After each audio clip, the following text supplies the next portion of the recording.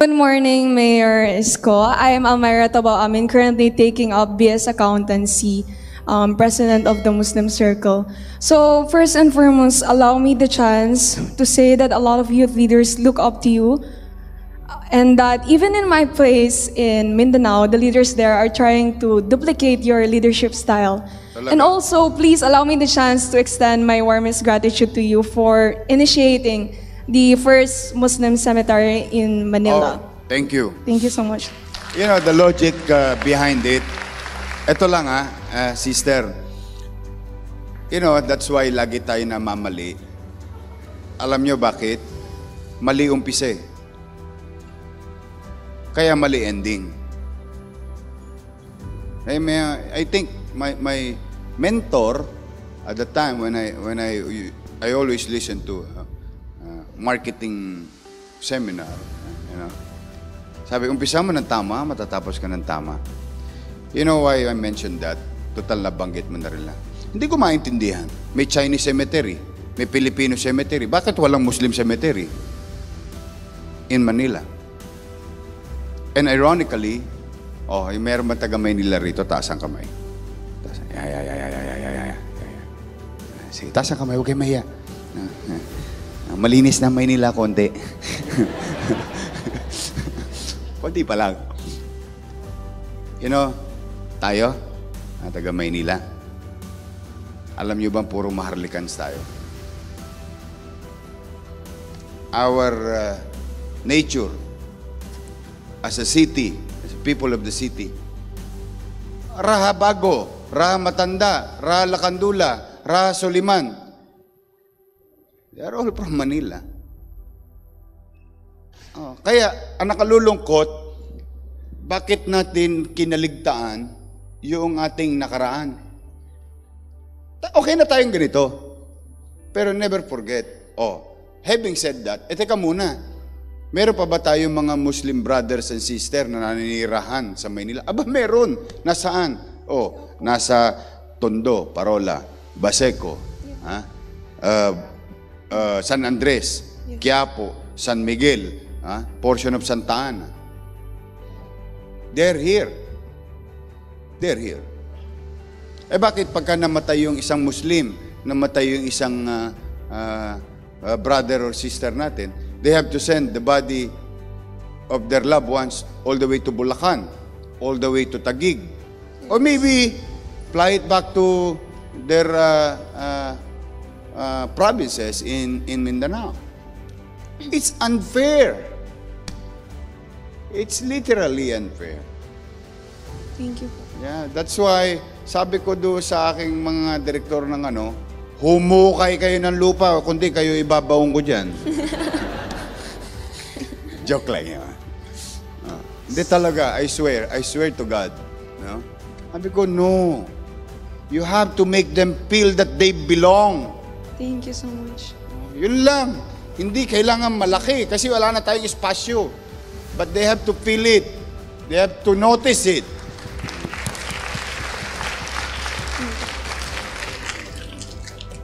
Para hindi naman nila maramdaman, parang lagi na lang silang nasa side.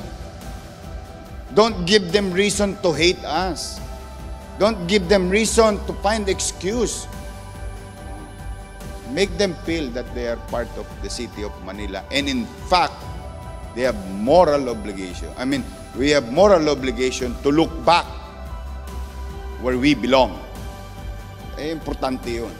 I am not an historian, don't get me wrong. I'm no good in history.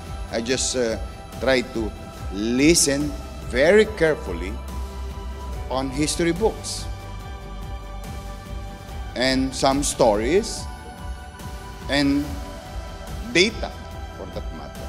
So anyway, kaya ko lang nabanggit. May awa ang Diyos, mukhang patapos na yung paghuhukay ng lupa. Pagkiklear, meron na choppy na lang ang problema. Kasi gusto ko magkaroon ng washroom para maayos na diretso, and we're gonna hire imam to do the process. Because I, for one, I will not allow any members of our employee to touch and process it without the proper, may awa ang Diyos, cross finger mo at bigyan akong kalakasan ng Panginoon Diyos, tatapusin ko talaga yun, at least mid part of next year, todas na yun. So, Mayor, my question is, how do you stand by your principles in leadership amidst the temptation of power and money? Thank you so much. Para ako nasa school ulit,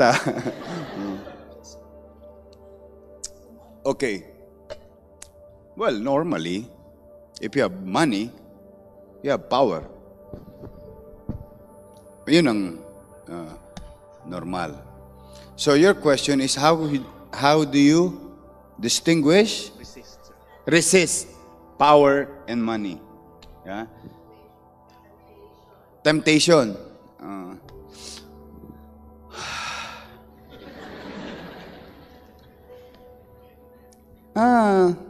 Basta ako naghangad. At I think lahat din kayo naghangad. Isa lang garanti ako sa inyo. Kasi 10 years old, naghahangad na ako eh. Naghahangad na ako ng maayos na buhay. Kaya nga ako nagbasurero eh. Tapos, na-promote ko sarili ko nung high school. Sidecar boy naman. At least one step. So may paghahangad. So I think lahat ng tao may paghahangad. And I think it's normal. Ang masamang paghahangad ay yung kaya ka umangat, may inapakan kang paa. Kaya ka umangat, may nargabyado kang kapwa mo pobre. Luminya ka sa estribo, easy money, namerwisyo ka, namitas ka ng may tenga na may tenga. So, yung temptation na baka passing average ako. Because I cannot assure you tomorrow what's going to happen tomorrow. I cannot even guarantee you if I'm still here tomorrow. Nobody can guarantee that. But one thing that I can, at the very least that I can guarantee you, today medyo matibay pa naman ako. Alam nyo bakit? Kasi nakakabili pa ako ng 120 pesos na Starbucks eh. If I can have this in my hand, I should be grateful and thank the Lord. Kasi dati kung may 50 pesos ako, piyesta na buhay ko eh. Masosyal lang ako dati kasi araw-araw chicken joy ang ulam namin. Yeah, chicken joy sa umaga, tanghali, gabi, may tsampa ako sa merienda. Yeah, but, having this, marami nagtatanong sa akin eh. In acting, in characterization, you need some motivation to remind you of something. We were taught that in acting school, no? So, I use this as to be happy, to appreciate things. So, if I can still buy expensive coffee and still I'm okay, then I think I should be grateful. Kaya yung temptation, so far may passing average pa naman ako. But you'll never know. I might fail. But so far, pumanatag kayo. Mas maraming pera yung 5 million a day. Do your math. Walang resibo yun. 5 million a day, 30 days a month, that's 150 million a month, times 12, that's 1.8 billion a year, times 3 years in one term, that's 5.4 billion pesos pera sa lupa. Walang resibo, pinaplantsa, sako-sako, ginapiko, ginapak, ginapala. Kaya nga may mga taong dapat top din yung kanyang sinabi, hindi na kasi nasarapan eh. Kasi dami palang pera sa Maynila. But don't get me wrong, I'm no angel. At some aspect, marami rin akong kasalanan.